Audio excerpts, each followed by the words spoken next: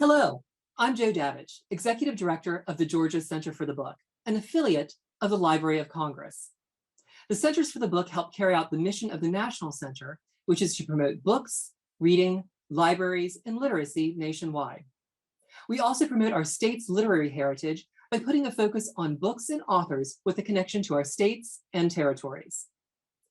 Every year, as part of our participation in the Library of Congress National Book Festival, each affiliate center chooses a book for young readers with a local connection as part of the Roadmap to Reading Great Reads from Great Places initiative. You can find more about that reading program at read.gov. Today, we are speaking with authors from Region 2 East, which includes states and territories from the Mason-Dixon line and the misty Blue Ridge Mountains to the azure blue waters of the Caribbean Sea. Our guests today are invited by affiliate centers for the book from Maryland, North Carolina, Puerto Rico, South Carolina, the US Virgin Islands, Virginia, and the great state of Georgia. Now let's take a moment to meet our authors. Our selection from Maryland, the Old Line State, is I, Matthew Henson, Polar Explorer by Carol Boston Weatherford. Baltimore born and raised, Carol composed her first poem in the first grade and dedicated the verse to her mother on the car ride home from school. Her father, a high school printing teacher, printed some of her early poems on index cards. Carol's books have received numerous honors, including 3 Caldecott Honors, 2 NAACP Image Awards, an SCBWI Golden Kite Award, and a Coretta Scott King Author Honor. Carol received the Reagan Rubin Award from the North Carolina English Teachers Association and the North Carolina Literature Award, among the highest state civilian honors. She is the mother of the mother-son author-illustrator duo, Carol and Jeffrey Boston Weatherford, and currently is a professor of English at Fayetteville State University in North Carolina. From the Tar Heel State, the North Carolina selection is How to Steal a Dog by Barbara O'Connor. Barbara is the author of award-winning novels for children, including Wonderland, How to Steal a Dog, and the New York Times bestseller, Wish. Drawing on her South Carolina roots, Barbara's books are known for their strong Southern settings and quirky characters. In addition to 7 Parents' Choice Awards, Barbara's distinctions include School Library Journal Best Books, Kirkus Best Books, Bank Street College Best Books, American Booksellers Association Best Books, and ALA Notables. Her books have been nominated for Children's Choice Awards in 38 states and have been voted the winner by children in 10. Barbara is a popular visiting author at schools and a frequent speaker at conferences across the country. Now from land to the sea and to the island of enchantment, Puerto Rico, represented by Anika Aldemui Denise and her book, Planting Stories, The Life of Librarian and Storyteller, Pura Belpré. Award-winning author Anika Aldemui Denise writes stories that tickle her funny bone, tug at her heartstrings, feed her curiosity, and celebrate her multicultural heritage. She's the author of 10 picture books, including the Pura Belpré honor-winning Planting Stories, The Life of Librarian and Storyteller, Pura Belpré, and A Girl Named Rosita, the story of Rita Moreno, actor, singer, dancer, trailblazer. Raised in Queens, New York, she now lives with her husband and 3 daughters in Rhode Island. Next, we travel to the Lowcountry and the Palmetto State, South Carolina, to hear from Mary Alice Monroe, the author of the South Carolina selection, The Islanders. Mary Alice is the New York Times best-selling author of 27 books, including The Summer of the Lost and Found, the 2021 installment of her beloved Beach House series. Monroe is also a published children's book author, and the environmental themes for which she is known are woven through her adult and children's novels.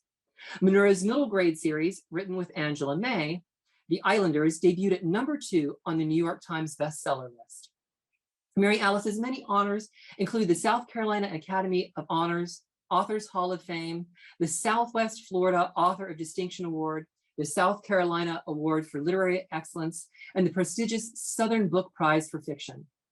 She is the co-creator of the weekly web show and podcast, Friends in Fiction, and nearly 8 million copies of her books have been published worldwide. From the American Paradise, the US Virgin Islands, comes their selection, James and the Fireburn by Angela Golden Bryan. Angela Golden Bryan grew up on the beautiful island of San Croix and recognized her love for storytelling at an early age. Throughout her life, she has been drawn to the art of storytelling in various ways.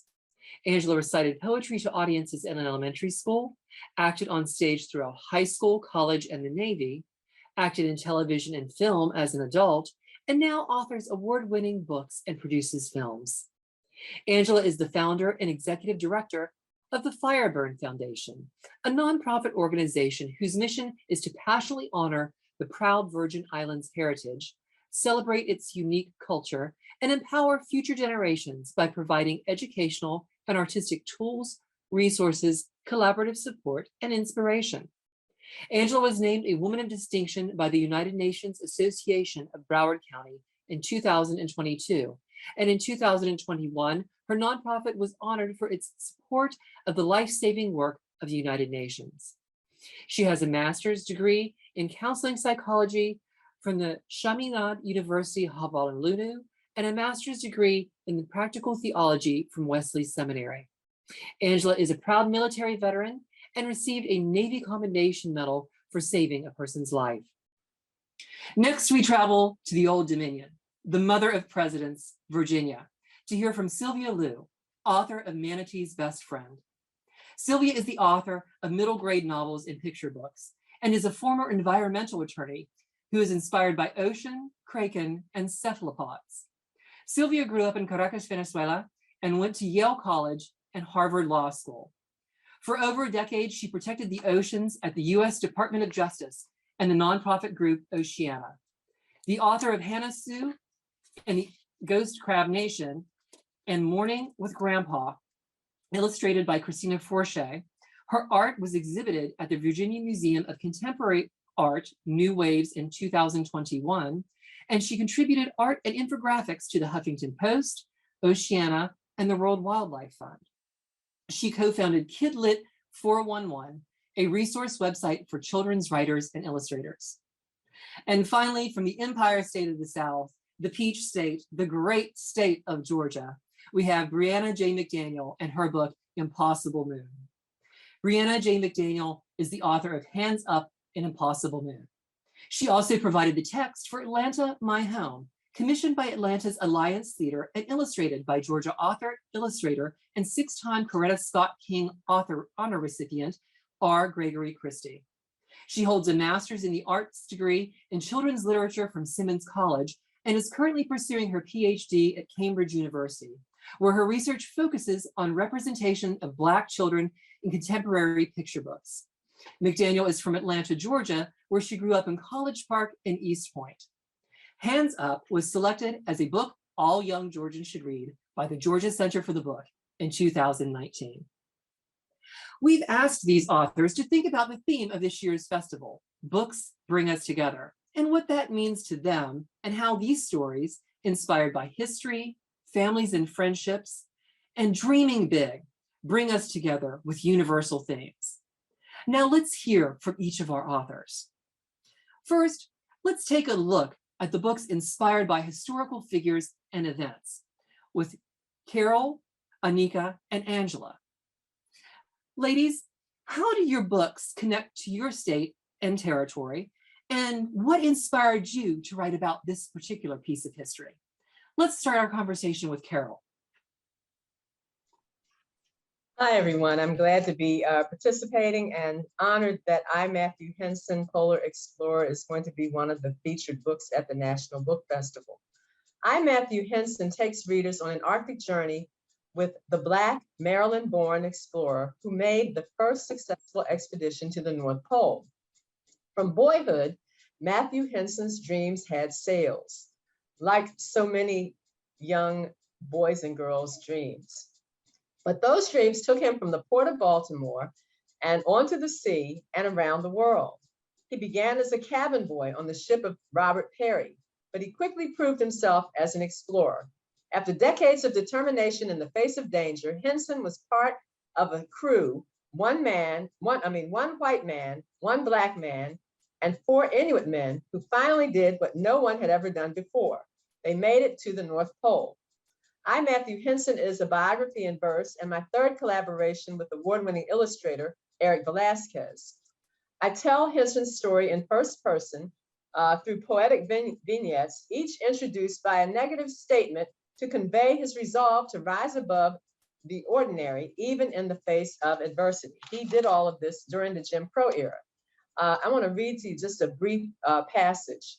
I had not stuck by Perry for decades, sharing the same goal, only to reach a fork when our journey was on its last leg. To achieve their shared goal, Henson battled racism and the harsh polar climate. In researching I, Matthew Henson, I noted the bond between Henson and the Inuit people. He learned their language and joined them for songs around the campfire, but he did not buy into their superstitions. Young readers, though, are spellbound by the specter of an evil spirit in Henson's story. And it reads, I did not befriend the Inuit, learn to build a sledge, handle a dog team, track and hunt on ice, and kill a polar bear, to let an Eskimo legend freeze me with fear. Kokoya, the devil of the north, guards the ice cap, the Inuit warned. Bad luck, from ice flows and food shortages to frostbite, dogged Henson and Perry throughout their travails, but they did prevail. And as they posed at the pole, Henson notes, a photo froze our feet in time, but we had not come for photos. We came to plant our flag, and Kokoya was nowhere in sight. Books have brought me joy throughout my life, and as a child, they were an opportunity for an intimate moment, quality time with my parents, and I shared that same kind of quality time with books with my children. And universal themes such as overcoming adversity are themes that all children can identify with. So I thank you again for featuring I, Matthew Henson. Thank you so much, Carol. And now, Anika, why don't you tell us about your book?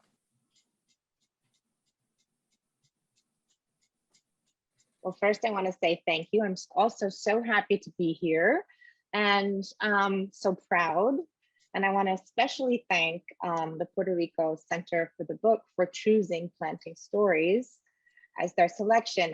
As a New Yorican who grew up in the diaspora, I can think of no greater honor and thrill that a book of mine was chosen to represent an island that I always felt a little bit distant from, but longed for and wanted to be connected to.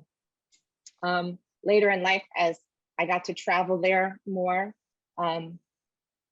I always felt that that a part of me that was missing was reconnected. And so this moment is incredibly special. The book I wrote, Planting Stories, The Life of Librarian and Storyteller Pura Belpré, is a picture book biography about Pura Belpré, who was a prolific author and a gifted bilingual storyteller who wrote and reinterpreted Puerto Rican folktales.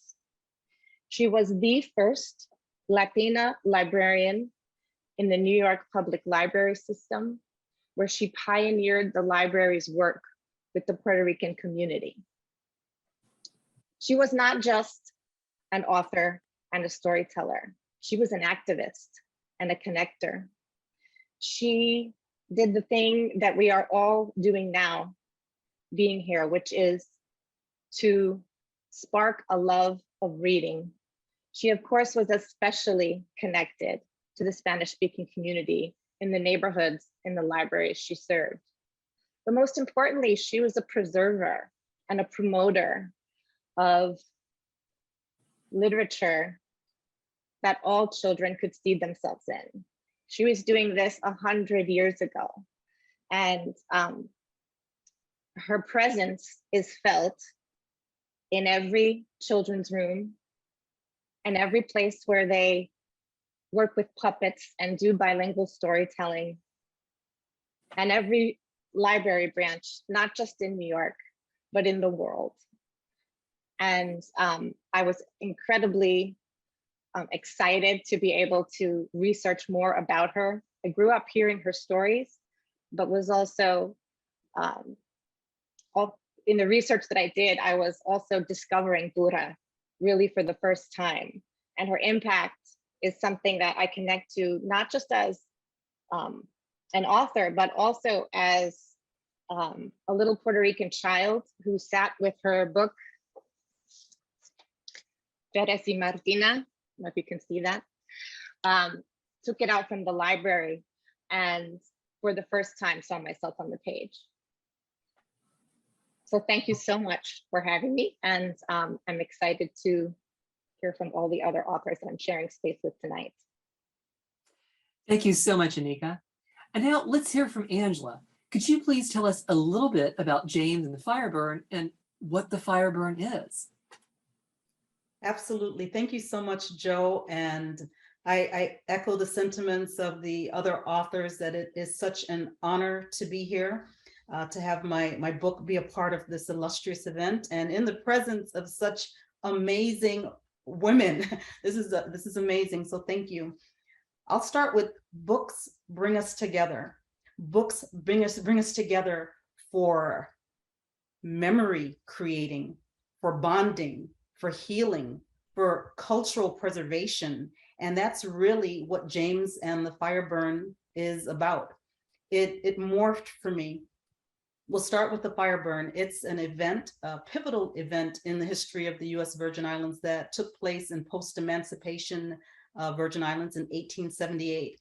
And during that time, the laborers did not have the freedom, although they were no longer enslaved, they did not have the freedom to go from one plantation and work without the permission of the landowners. They could not go from one island to the next. They really did not have freedom. So they were supposedly free, but they were not. Every October 1st was known as Contract Day. And on that day, they were supposedly able to renegotiate their contracts. And yes, you can move to Estate Whim, you can go over to St. Thomas. However, every year they were disappointed. And finally, in 1878, they were sick and tired of being sick and tired. And on this day, a revolt took place.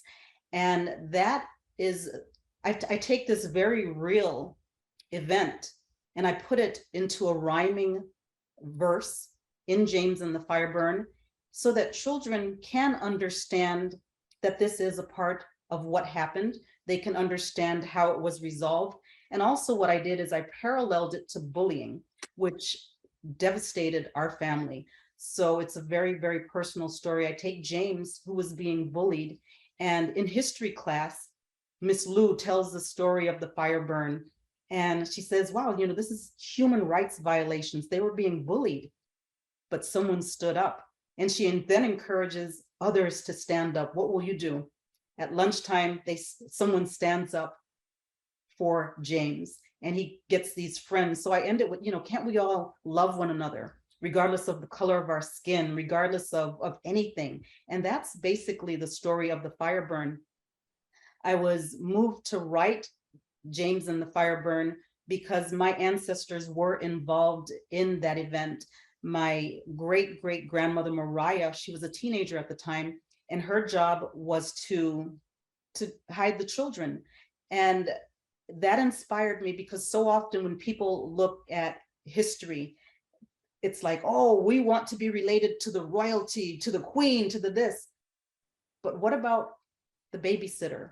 What about the common folks? We're all related to someone. And so it's a tale to show that everyone has a part to play and it makes a huge difference regardless of what it is. So that's James and the Fire Burn, anti-bullying, human rights, and let's come together and let's support one another. Thank you so very much, Angela. That was very, very moving. Thank you. Now, let's discuss the role family plays in some of your books. Although one is for young readers and one is for middle grade readers, it seems that elders, in particular grandmothers, play a large role in steering the course of two particular stories by Brianna and Mary Alice. So Brianna, let's start by talking about Impossible Moon. So I just want to say before I start, I am so excited for this opportunity. This is the second opportunity that I'm getting to kind of show how much I love Atlanta and how much I love Georgia. And I honestly can't believe this is happening. So I'm glad to be here, and thank you all for having me. So my grandmother was one of my best friends, and not just my grandmother, but I got a lot of opportunities to travel with her when I was in a little bit older in high school and then starting out in college. And she went to the Grady Nursing School when they had a nursing school in downtown Atlanta. And I would go to her to these caucuses, and I fell in love with all of these women who were her friends that had these amazing stories about all the different things that they had done, the adventures that they had. One time, my auntie Anne was talking about the singer that they had seen and how, she was cute. And I asked who the singer was, and she said Ella Fitzgerald. I was like, okay. Ella Fitzgerald was cute. And so being able to spend all of that time with my grandmother, and also hearing the stories that she and her friends shared with me, made me realize that there was so much that I was missing out on when I was younger and didn't want to sit down and listen to stories. I wanted to run and play video games, wanted to read, books, but wasn't too invested in the stories that existed in the people around me. And so with Impossible Moon, the Grandma in the book, who is based on my Grandma, her stories are what really jet fuel, if you will, Mabel's ideas and this opportunity she has to shoot for the moon and hope that if she touches the moon, it could change things for her grandmother. So, I mean, I think that they're critical. I would say too that the grandmother is not the only elder in the book. If you look at the constellations that are later in the book, you'll see that Aquarius, the constellation Aquarius, is there. And he is a gardener, and he's watering his heavenly garden, his celestial garden. And then you have the Pleiades, the seven sisters, who are the seven sisters in my book.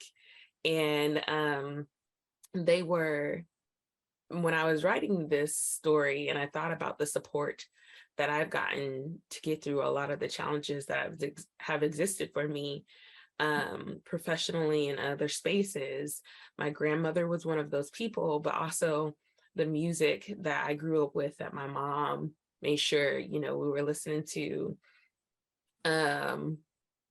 And one of the really important groups that she introduced me and my sisters to was Sweet Honey in the Rock. And so imagining what these sisters would look like, I imagined how they carried me with their music through my PhD, through, heartbreaks and losses. And so it just made sense that when this character thought all hope was lost, the sisters that would carry her, the elders that would carry her, the ancient ones, the stars, would be Sweet Honey in the Rock. So those were the ideas that were going through my head. And it was really important for me to have those guiding lights that were the Grana, in the other constellations, including the sisters, seven sisters. Yes, well, thank you so much, Brianna. Brianna, let's hear a little about the Islanders. The Islanders. Well, I have to say this is truly, first of all, is a great honor, like everyone else said. I'd written for adults for many years, for 20 years. I've tried to bring the adult reader to the natural world. So it's really a thrill at this point in my career to be talking and writing for middle grade students. This is the future. I want to inspire these kids to get outside and to be creative outside and unplug. And that was the why of the writing for this book. I wrote it with Angela May, and together we both love our South Carolina state, from the coast to the marshlands to the mountains. And we chose an island, an actual place called Deweese Island, which is right off Isle of Palms on the coast. And that's where I live. And it's accessible only by ferry. And we wanted to put 3 children who were different in gender, economic status, race, and put them on this island where there were no cars, no stores, and for these children, no internet. The grandmother is the tentpole figure. She's the one who welcomes Jake, this 11-year-old boy, to the island. And she doesn't believe in the internet. So Jake is, oh my gosh, this is going to be the worst summer ever. He just can't believe he's stuck on an island with his grandmother with no internet, and he doesn't know what to do outside. We wanted to put the children in an environment, especially post-COVID, where they were outdoors. I think everyone is concerned about how plugged in our kids are. So we wanted to show them how fun it was to unplug, or less screen time, more green time. So we put them, this one boy who, again, is a bit recalcitrant about being there in the first place, and his grandmother guides him to go out to explore, to create a journal, to record what he sees. She's a bit old school. She has a library of books, and she shows them how to identify what these critters are and the birds that they find. And he meets 2 friends. And I wanted to show that you don't need a lot of friends in the middle grade. It's a tough time in your life. You need 1 good friend, and you're lucky if you have 2. And as chance would have it, he meets Macon from Atlanta, by the way.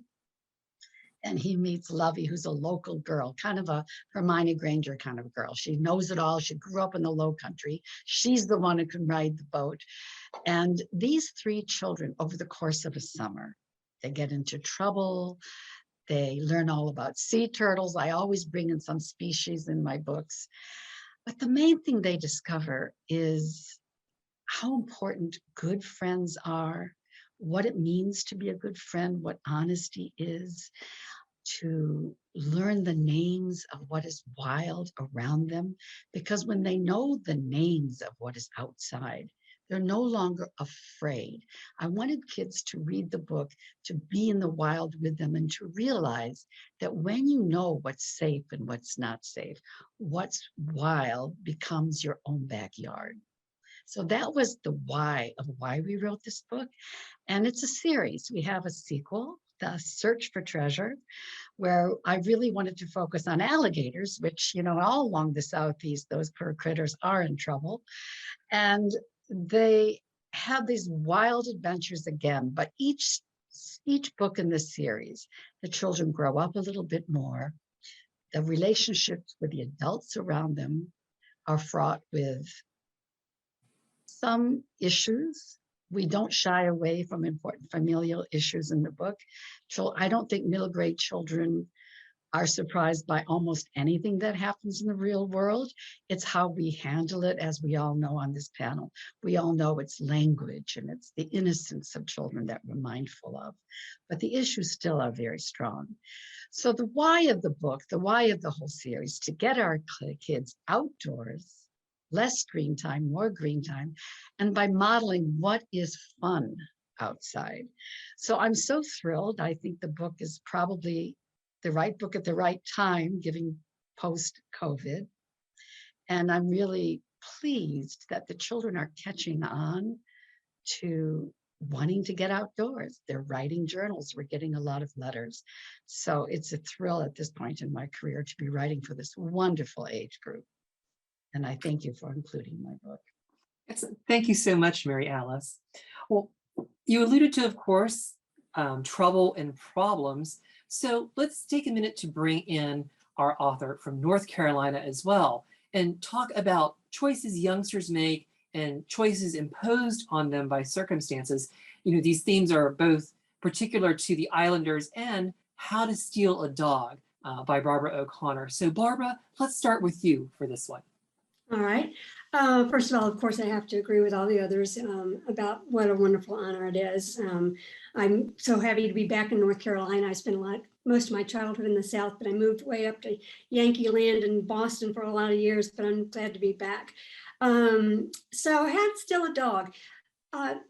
This sounds kind of crazy probably, but all my books start literally and figuratively with the first sentence. A sentence pops into my head.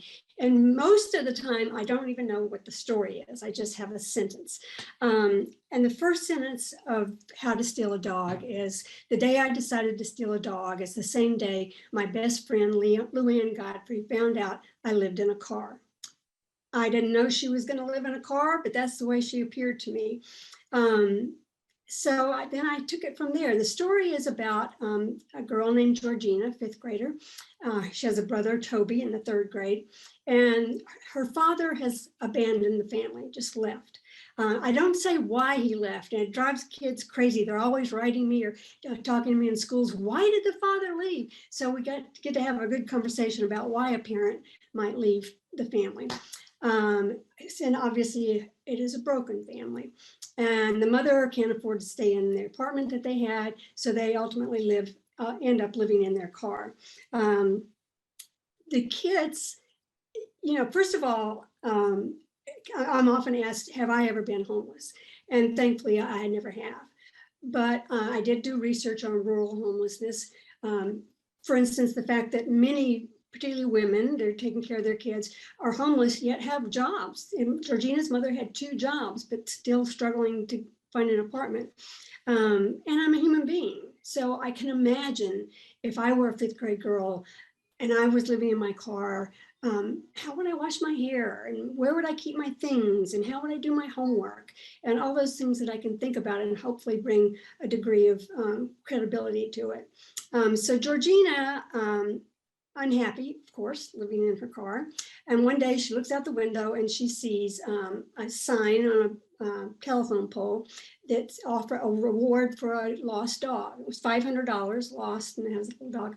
And she just like, wow, $500. And then she comes up with a scheme that maybe she can steal a dog, and then she could, and when the owner posts the reward, she'll return the dog and collect the money, which we all know is a very bad idea. The title of the book, How to Steal a Dog, there was some discussion at the publisher as to whether or not we should keep the title. I stood my ground and I really wanted the title. And I'm glad that I did stand my ground because kids are very attracted to it.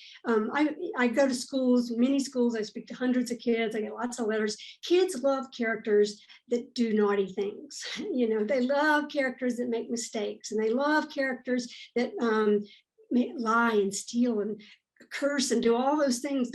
It's so much more interesting than kids that don't ever do anything wrong, right? So they're very much attracted to the title. So that brings us to the universal theme of making mistakes. Often I'll say to an auditorium full of kids, raise your hand if you've never made a mistake. Of course, there's always a couple of smart alecks who raise their hand, but of course we know everybody makes mistakes.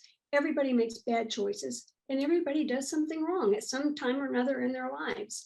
And I think kids really relate to that, and because they've done things wrong, they've made mistakes. Maybe they stole something, maybe they told a lie. We've all done those kind of things.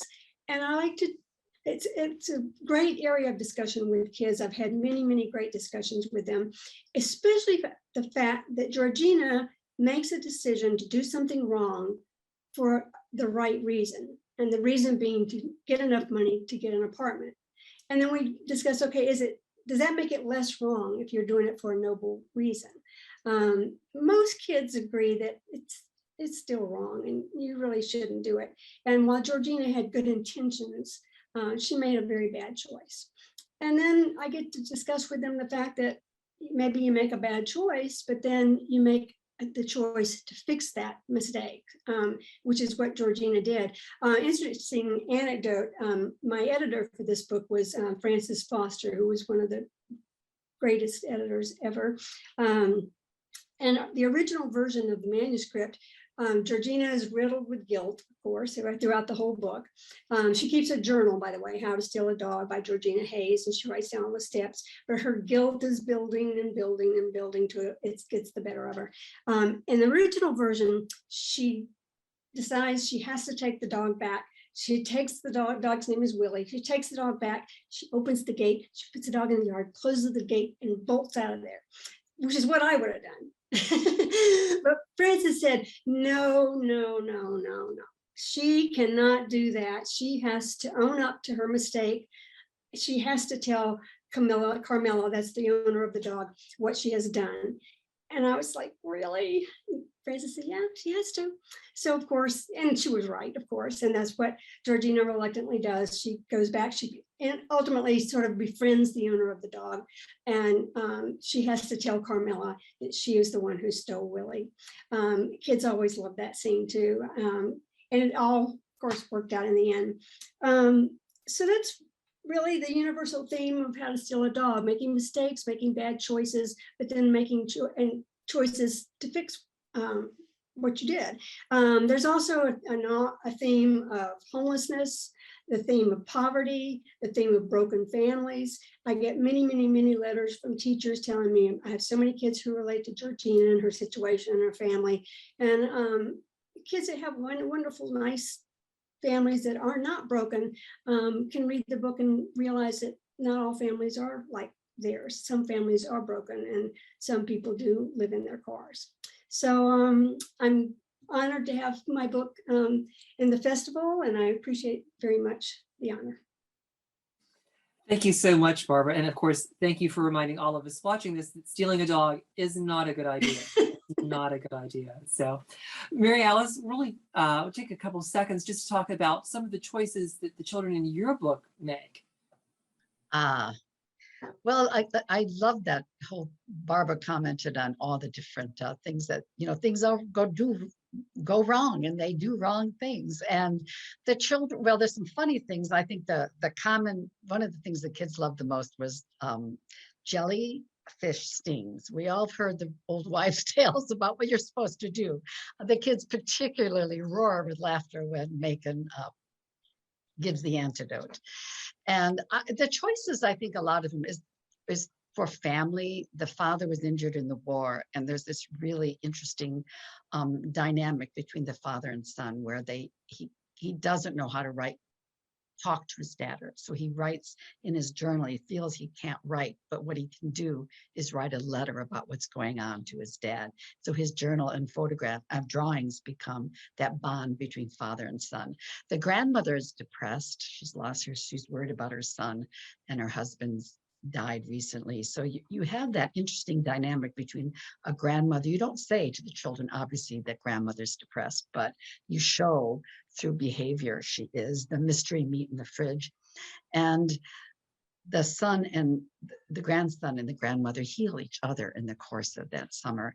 And in the second book, the father is back on the island, and he's now learning how to use a prosthesis, which is an interesting question for a lot of kids. They stare at it and don't know what it is. So the dynamic of, am I a good father? And is he still my father? Is a battle that they run through. Then there's the just three kids from different economic backgrounds, challenging each other, testing each other. They steal a boat, actually talking about stealing something. But the consequences are always ones that pull them closer together, because it's through our mistakes I wanted to show children that you become stronger. Well, thank you, Mary Alice. And like your books, environmentalism is a great cause that we need to expose young readers to. But also, friends don't necessarily need to be human in order to make a good story. And we see that in Manatee's Best Friend. So now let's take a moment to talk to Sylvia Liu about her book. Hi, yes, thank you so much. And again, like everyone else, I'm thrilled and honored, and thank the Virginia Center for Books for choosing my book, Manatee's Best Friend. And I represent Virginia, but the book mostly takes place in Florida, actually, a place that I've been to many times in the last 3 decades. So basically, a manatee's best friend, Becca Wong Walker, is a 12-year-old girl who is super shy. And she's just happy to be friends with the manatees that show up at her backyard dock. But her world gets upended first when an obnoxious girl moves in next door. And this girl ends up throughout the course of the book befriending this girl, Amelia, and another boy, Dion. So there's a friendship story where she eventually comes out of her shell to befriend these friends. But the bigger theme of the book is that she needs to overcome her extreme shyness to save her manatee friends from a variety of threats that they face, but most notably in her area, boat strikes. So the boats that come and strike the manatees. And the complicating factor, though, is that she takes a video of one of these manatees, and there's an interaction between a manatee and a dolphin that basically goes viral. And so because the video goes viral, there's a huge amount of tension put on her. And then to make things even more complicated, her father decides to capitalize on this attention, and he starts bringing people to their home, sort of, taking advantage of the interest. So she needs to battle sort of her shyness, the viral video fame, her dad, and all of this. Eventually she finds her voice and ends up, speaking up for them and pushing in her town for protections for the manatees. So I wrote the book because, in part because I've been a lifelong environmentalist. I actually spent over a decade being an environmental lawyer, filing lawsuits on behalf of marine creatures. Actually, I worked a lot in marine conservation, and then the Endangered Species Act, coral reef protection, and things like that. So it was a really, when I transitioned from being an attorney to writing for children, my books tend to have an environmental theme. And so I really enjoyed writing Manatee's Best Friend. Thank you so much, Sylvia.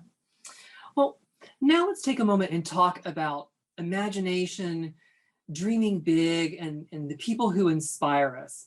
In several of the books, the main characters are inspired by libraries, by storytelling, and by overcoming adversity.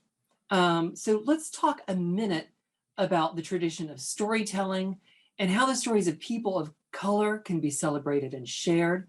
So why don't we bring Carol and Angela and Anika and Brianna back. So why don't we go ahead and start with Carol. You talked earlier a little bit about Matthew Henson, but let's talk about bringing the stories of these people of color back to the main stage of American history. Yes, our stories have been so, or our impact and our influence has been so integral to the progress of this country, but yet our voices have been marginalized, muted, and sometimes even muzzled. So it's very important now to give voice to those who came before us, and to explore their histories, and to just convey the kind of courage and the kind of vision and the kind of creativity that we came from. So, and it's particularly important to reinforce that for young people, and to put that forward to counter other narratives, racist narratives that still persist. So that's one way. That's one thing I think it's very important to bring these stories forward. So many people were unsung, and so many contributions have been overlooked, and it's time to shed light on them. Thank you so much, Carol. Very, very, very true. Anika, how about you? Well, I think bringing the stories of people of color was really what as legacy. You talked about dreams, and when I wrote the book Planting Stories, the book really rests on a thematic metaphor of renewal and growth. And that all came out of a quote of hers where she said, I wish to be like Johnny Appleseed, who in the United States was known for planting apple seeds across the land. And so I wish to plant my story seeds across the land. That was her dream. Her dream was to take the folklore of Puerto Rico and share it with at least this country and beyond. And her dream was for it not to get lost, right? So that idea that you have to keep it alive, you know, not just the oral tradition, but you have to write it down and you have to reach kids, and or it will be lost. And she understood that. So I think everything that she was doing feels so relevant now, and that's why I wanted people to know about her.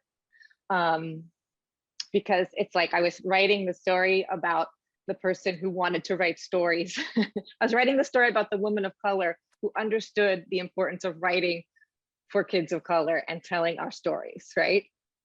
I'm constantly amazed at how many people say to me, I didn't know about Pura Belpré. I can't believe I didn't know about this famous librarian. How have I not heard of her before? And my book and others that have been written about her are a bridge and a first connection to this incredible Boricua woman who everyone should know about, right? So I think for me that informs my wanting to write about these powerhouse Puertorriqueñas, because, you know, a lot of times people feel that women of color especially are at the sidelines, not the center of history. And the truth is, we have always been at the center of history. We have always been pushing boundaries. We have always been creative and activists. So I think it's just being out there and continuing to bring these stories to light, and not doing what Pura did and not letting them get lost. Thank you, Anika. Angela? Yes, thank you so much. Both Carol and Anika said many things that resonated, especially Carol. We need to have the counter the other narratives, and Anika, oral tradition. Oral tradition often gets lost. I was producing a documentary about the fire burn, and during the interview process, we interviewed many people that had the oral tradition. We also interviewed people who had actually taken a look at the archives, and so they were a bit more academic. And during that time, it was just a chance occurrence. Someone says, oh my gosh, this is so-and-so. He is actually from Denmark. Because during the time of the fire burn, current day US Virgin Islands was a Danish territory. And they said, why don't you ask him about what he learned about the fire burn because of, you know, his Denmark or his Danish roots? And I said, absolutely. So this event that I had grown up hearing about, that I spoke to a bit earlier, that the laborers who were no longer enslaved were being treated poorly. They were being beaten, they were being raped, just horrible, horrible work conditions. And finally they had had enough and had this huge fire burn. The story that he grew up hearing and he repeated was that the only reason the fire burn happened is because when the laborers got paid, the men used all of their money to get drunk and lay in the ditches, and the women were so angry that they burned down half the island. And so through that, I understood that I have a nonprofit, and we're all about the cultural preservation, and our motto became our story, our voice. How do we go to the elders and we get these stories and we preserve them and we write them down, we put them in film, we have documentaries, we have books, because that was quite disturbing for me, because it was just hard for me to imagine a planet that women would burn down an island because they were angry that their husbands got drunk. And so while none of us were there, and the story, the actual story may be somewhere in between, it was just so far-sighted that I understood the importance of capturing our oral tradition, of going into the archives and having them translated from Danish into English. And so I just echo the sentiments. We absolutely, we have to tell our stories in our voices so that they don't get lost. And I'd also like to circle back a bit about the story of the fire burn, in that Martin Luther King said, in the end, we will remember not the words of our enemies, but the silence of our friends. And a huge theme in James and the Fire Burn is breaking that silence, because the laborers, they were literally afraid of their life, for their lives. They knew that if they complained, they would be beaten. They knew that nothing would change. And we see that with cyberbullying. We see it on the playground. We saw it in our family. One of my son's best friends stood by and watched him being bullied because he was afraid that he would be next. And so one of the themes of James and the Fire Burn is, how do we safely break that silence? And when I go to schools, that's one of the things we talk about, because it can be dangerous.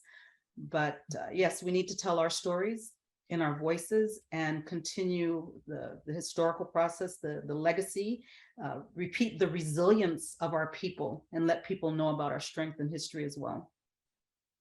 Thank you so much, Angela. And over to you, Brianna. And you are, of course, working right now on a degree that concentrates about the representation of people of color in children's literature. Yeah, my PhD looks at contemporary picture books and looks at representation specifically of Black children as food. And it's just kind of following the lines of questions, which basically ask, what does it mean for certain people to be on the table to be consumed, and who is eating those folks who are on the table to be consumed? And I don't think it's as grotesque as a lot of people feel when they usually are like, kids getting eaten, like literally. And I'm like, yes, literally and literarily, which I don't even know if that's a word, but PhD, so we get to make up words. That's the whole reason why I started it. But it's been really interesting writing. Still writing picture books at the same time. I'm looking at picture books critically and kind of pulling out these different ideas to make sure that I'm not reiterating, ideas that I'm critiquing. But with Impossible Moon, it was, I think, a lot easier to just kind of write the story without thinking about the critical part of what I might be doing, just because some of what Angela said about what's being lost, who's being lost, with some of our stories was really pertinent to Impossible Moon. When I was researching this book, and I knew that I wanted to send a little Black girl up into the stars, because I had an AP physics teacher who told me that I would never be an astronomer. And I decided I would find a way to get, myself to the stars or someone else. And I did with Impossible Moon. I spent a lot of time going to planetariums all around the US. And at these planetariums, with some of the planetarium shows, they would present Cassiopeia and the mythology around this constellation. And when they would take the constellation and create an image around the constellation, she was always presented as having long, fair hair, and she was white appearing.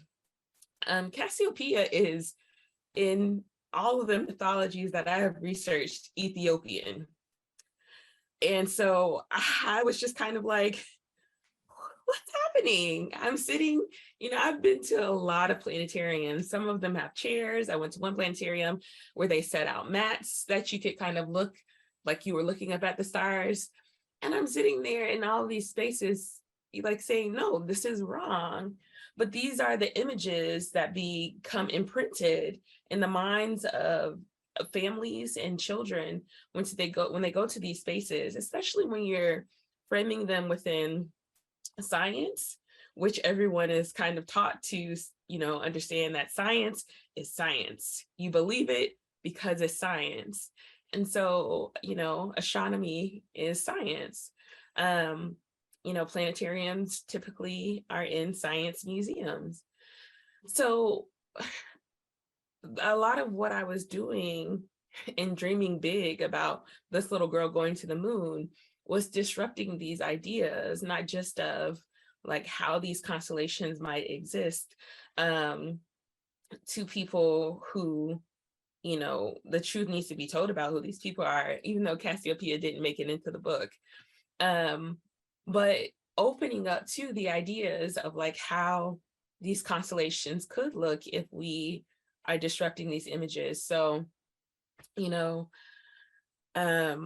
Orion has locks, long flowing rainbow colored locks in Impossible Moon.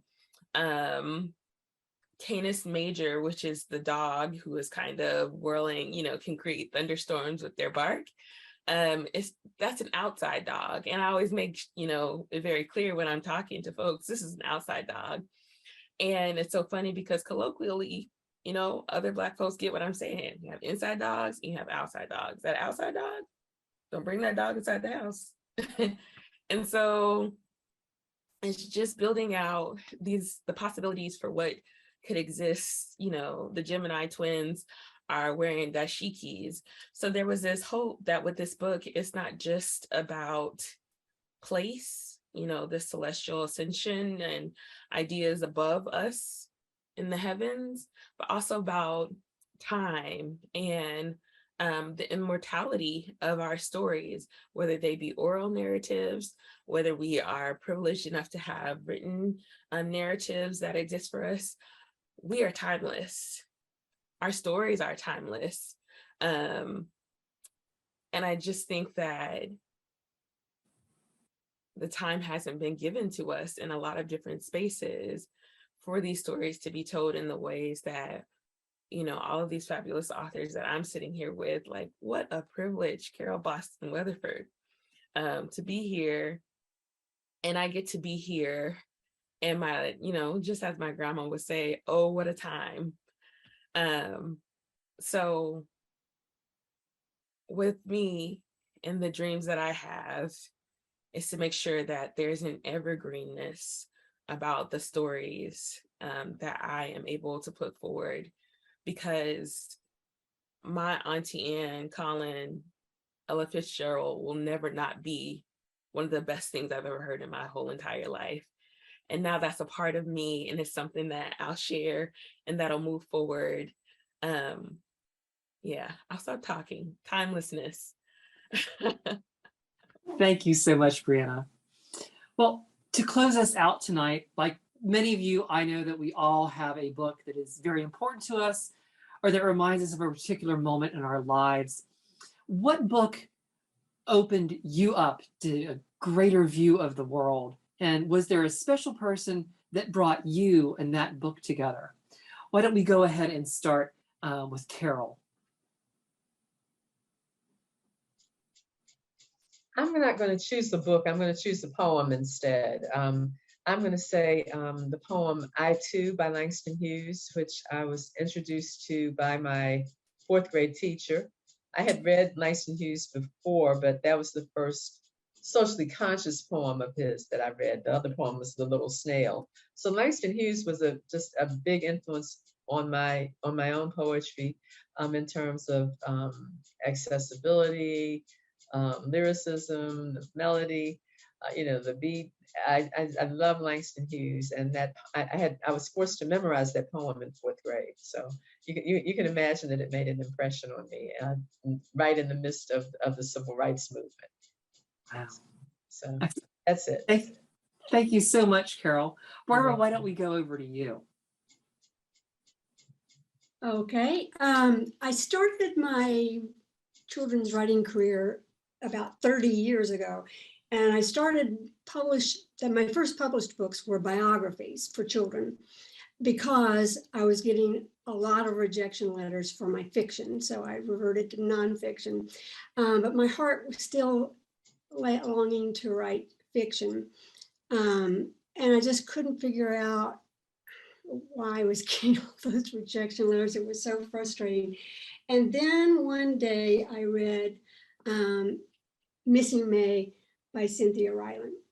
And it was literally like a light bulb just went off for me, because I realized she wrote that book in particular, but many of her books, with a very strong sense of place.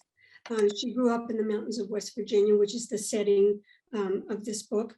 And it just really spoke to me. And I could tell that she was writing about her heart's home. So that changed everything for me. And that's when I started writing books. All my books are set in the South because that's where I was a little girl. And that's what I know the best. And that's what I love the best. And that's what I feel the best, especially the Smoky Mountains. And I live in the Blue Ridge Mountains right now, which I consider my heart's home.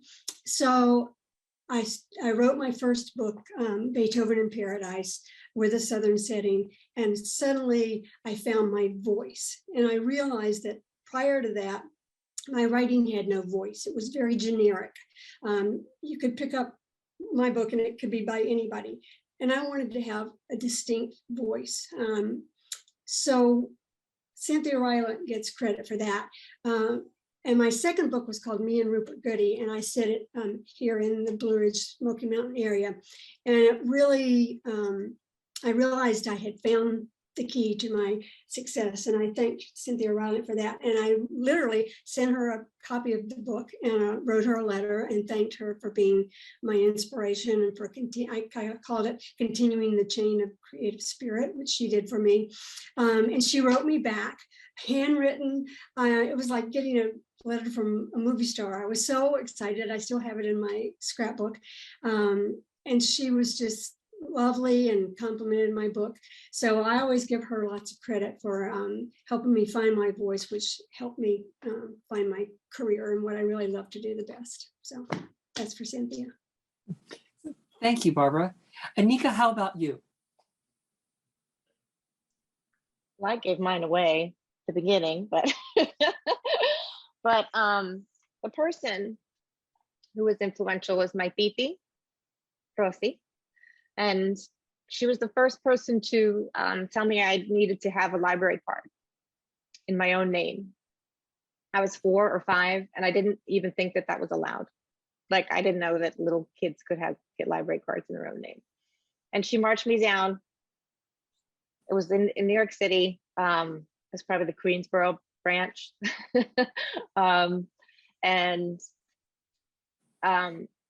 She had, I spent a lot of time in the section with folk tales and fairy tales. And up until then, I had read a lot of, Grimm's and the folk tales and the fairy tales that I was learning in school. And she was the one that pointed me to Caribbean folk tales. And she's the one who put the book of, you probably can't see that it's blurry, Pérez y Martina in my hand. And it was the first time, it was like a revelation, because this was totally different kind of storytelling. Not only did it have Spanish in it and songs that I would remember her singing, and I finally knew where they were from, but the structure and the language and the ending was so different than any of the fairy tales that I had, the Disneyfied fairy tales that I had learned and heard.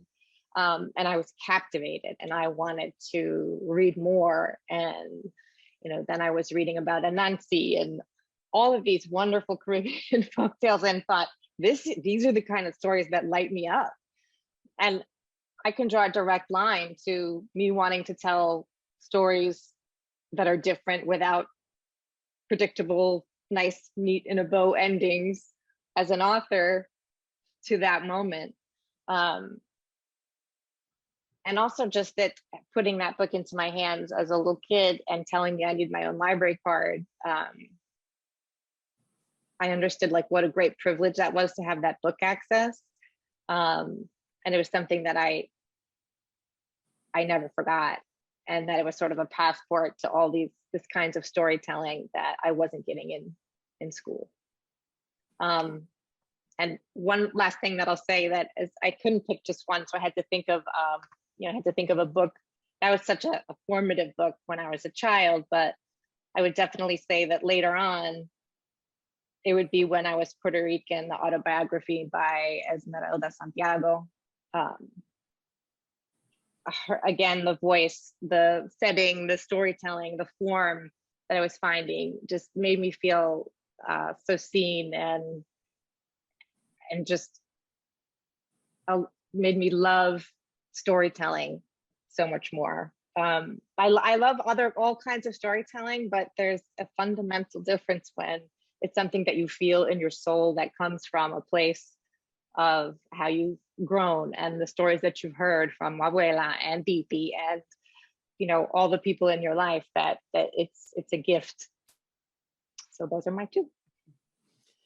Thank you so much, Anika. And, you know, I probably am going to guess that most of the people speaking on the panel tonight spent countless hours in the 398.2s in their library looking at fairy tales and folklores. So, you know, it's definitely a Dewey Call number, well memorized by probably many of us here tonight.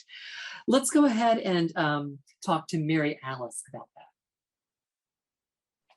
Well, I don't think it's any surprise for me that all the books that I read and loved as a child had something to do with nature, from Heidi to Hatchet to Swiss Family Robinson. And then as I got older, to Pat Conroy, who a great Southern writer and who was my friend, God rest his soul. And it was not though until 25 years ago when I was a volunteer for the Sea Turtle team by the Isle of Palms, Sullivan's Island. And I became really aware of serious issues facing the coast in light disorientation. And I'd written 5 adult novels by that point. And I remember thinking, what can I do? I'm not a wonderful environmental lawyer like Sylvia Liu, hats off to you, or a biologist who was out there in the field. How could I use what I knew how to do to write books as a force for good? So I wrote this book. It's different than any other book I had written. It came out 21 years ago. That's how kind of old I'm getting.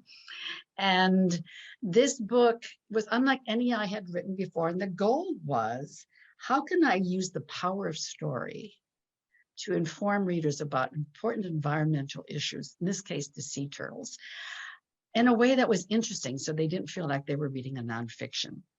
And I changed the way I wrote, and this was the novel. It was called The Beach House.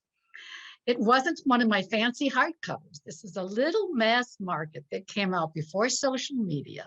It was all word of mouth, and it was my first New York Times hit. And it greenlit. And of course, it's important to be on the list. It's good for your career. What was important to me was that it greenlit my ability to continue in this vein. And I've written books like that ever since. So this little mass market, I keep up on the shelf for humble beginnings, to remind me of why I love nature and why I write what I do. So it's The Beach House. That's my favorite. That's the book when people say, what is your favorite book? This one. Thank you so much, Mary Alice. Well, why don't we go ahead and just go over and talk about an environmental book that could be inspirational to Sylvia. Hi. Actually, interesting enough, the books that I loved growing up were not environmental books. As you mentioned in the intro, well, first of all, English wasn't my first language. It was Chinese until I went to school and preschool. So I sort of learned like English and storytelling probably through TV, Sesame Street. And my mom would take my sister and me to the library. But then when I was 5, we moved to Caracas, Venezuela. And I lived there till I was 17, but I went to an American school. But the place I sort of fell in love with books was, there was a little used bookstore run by the expat community. So there were volunteers where people donated their books and then resold them to each other. And that's where I would spend my summers. And so I ended up reading a ton of books that were like very popular in the 70s and 80s. So a ton of Stephen King and Agatha Christie, so all adult books. But in terms of like the children's books that really like fired my imagination, I remember in 3rd grade, my teacher, Mrs. Tokars, reading to us Charlotte's Web out loud. And that just completely captivated me. And then she did A Wrinkle in Time. So those two are sort of very seminal books. And then some other really classic, Where the Red Fern Grows, and the Chronicles of Pridden. And when I look back on it now, though, all those books are very old white men, very traditional fantasies. And I love them. They really they opened a world of imagination to me. But as I started writing my books, I wanted to bring that same magic, that same fantasy, or different, worlds, but place the main character, make the main characters reflect my experience. So my main characters are all Chinese American, or in the case of Manatee's best friend, she's half Chinese and half white, which is like my kids. So, so I definitely wanted to, bring in the same magic, but make it as relevant as possible to, a wide variety of kids. So those are some of the stories that inspired me, and now that it still influenced me. Thank you so much, Sylvia. It's so, so important to have that kind of representation in those stories as well. Angela, how about you? That was actually, Joe, the most difficult question for me to narrow it down and to think, and I was going, oh man, it had to be the Bible. It's like, no, that's not what they meant. Oh, well, maybe it's man's search for meaning. No. And I thought about a children's book, The Velveteen Rabbit. That it just moves me to tears. And I love the way the theme, I think mature themes are offered to children. The acceptance, regardless of appearance, the acceptance, the love, the vulnerability. And I love it because it inspires me to be truthful with kids. You don't need to dumb these subjects down to them, present it to them in an appropriate manner, but it's important that kids are given these themes of, non-judgment, accepting, loving. It doesn't matter what you look like. I just absolutely love that. So it's got to be Velveteen Rabbit. Thank you so much, Angela. And of course, we will close out with the great state of Georgia and Brianna McDaniel.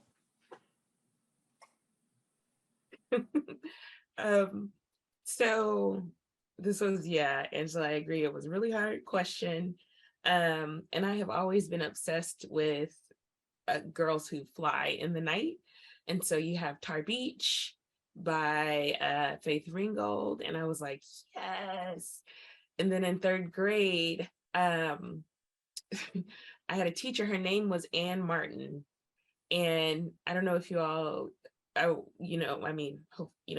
will know the Babysitter's Club book, but the author's name is Anne Martin. Anne M. Martin.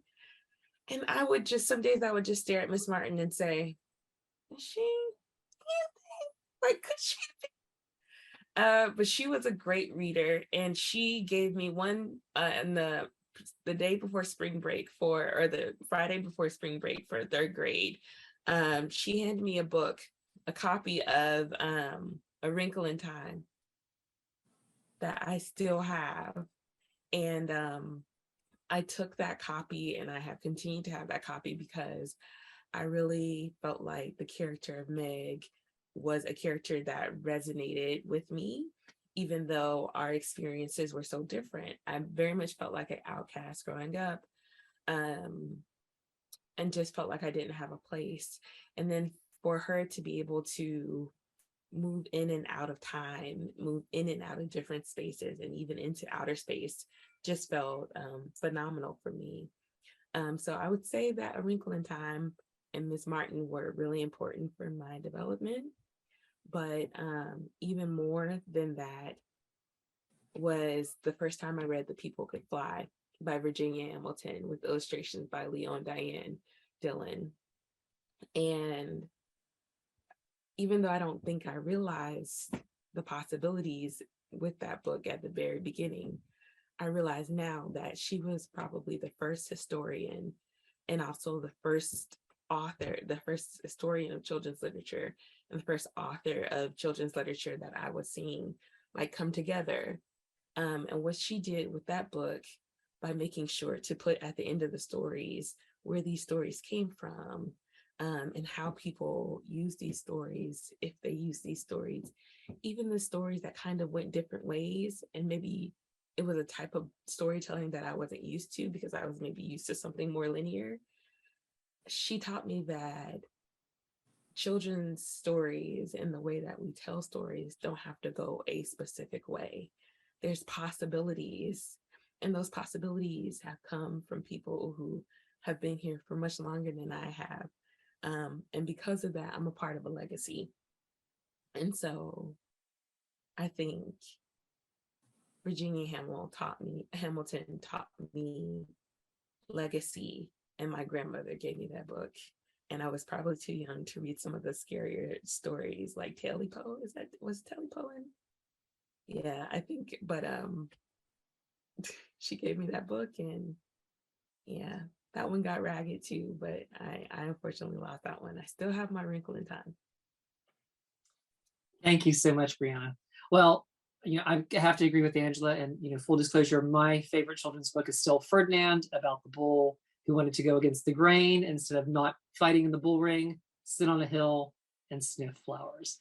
So thank you all so very much for taking the time to talk to all of us. Of course, I'd like to thank all of the affiliate centers in Region 2 East and all of the affiliate centers across our nation.